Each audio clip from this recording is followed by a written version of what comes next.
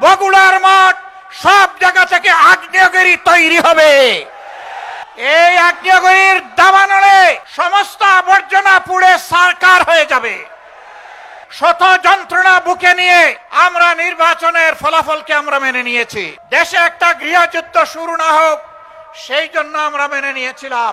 আপনারা ভুল করছেন, আপনারা ভুল সংশোধন করে যেই যুব সমাজ এর হাতে হাত ধরে বাংলাদেশের জনগণ, শিশু থেকে বৃদ্ধ, জায়া, বোন, মেয়ে, মায়া সবাই দাঁড়িয়ে গিয়েছিল, সেই জাতিকে দমানো যাবে না ইনশাআল্লাহ। বিএনপি জাতির সাথে দেওয়া কথা রাখে নাই। আমরা বিএনপিকে বলছি দেশ এবং জাতির স্বার্থে আপনারা ভুল করছেন, আপনারা ভুল সংশোধন করে জনগণের কাতারে আসুন, জনরায়কে সম্মান করুন। জনরায়কে সম্মান না করার পরিণতি কি হতে পারে দফায় দফায় দেখার পরেও যদি শিক্ষা না হয়, জীবনেও আপনাদের শিক্ষা হবে না। খুলনাবাসী, আমরা আপনাদেরকে কথা দিতে এসেছি। আপনারা যে রায় দিয়েছেন আমরা সেই রায়টাই আপনাদের কাছে চেয়েছিলাম, আর আমরা বলেছিলাম এই রায় বাস্তবায়ন করা হবে। সংসদে গিয়ে আমাদের দায়িত্ব। চুরি ডাকাতি ইঞ্জিনিয়ারিং করে ভোট কেড়ে নেওয়া হয়েছে, নেওয়া হোক। আমরা সংসদে যা আছি তাই নিয়ে আমরা সিংহের মতো লড়াই করে যাব ইনশাআল্লাহ। আমরা জানি সহজে কানে পানি ঢুকবে না, তখন সিরিঞ্জ দিয়ে যদি ঢুকাইতে হয় সে পানি আমরা ঢুকাবো।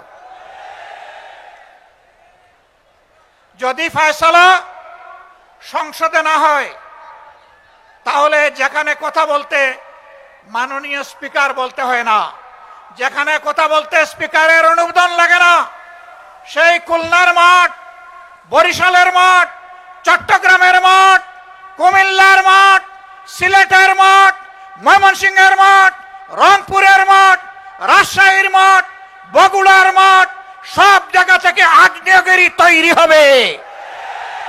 এই আগ্নেয়গিরির দাবানলে সমস্ত আবর্জনা পুড়ে সারকার হয়ে যাবে।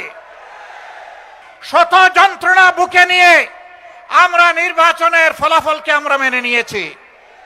কিন্তু একথা মনে করবেন না কেউ, নির্বাচনের ফলাফল দেশে একটা গৃহযুদ্ধ শুরু না হোক সেই জন্য আমরা মেনে নিয়েছিলাম।